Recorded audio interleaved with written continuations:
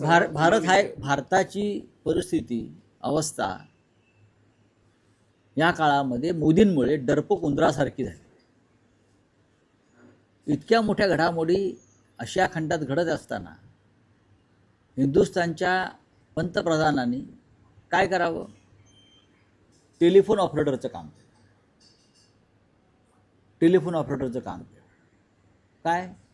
आज मैंने Saudi Arabia के Prince से बातचीत की, आज मैंने जॉर्डन के प्रेसिडेंट और राजा से बात की, आज मैंने नेपाल के प्राइम मिनिस्टर से बात की, आज मैंने दुबई के शेख से बात की, आज मैंने ईरान के विदेश मंत्री से बात की, मेरी नेतन्याहू से बात हो गई. म्हणजे टेलिफोन ऑपरेटरच्या कामात ते बिझी होते. फोन लावणं, फोन बोलणं, फोन लावणं, फोन बोलणं.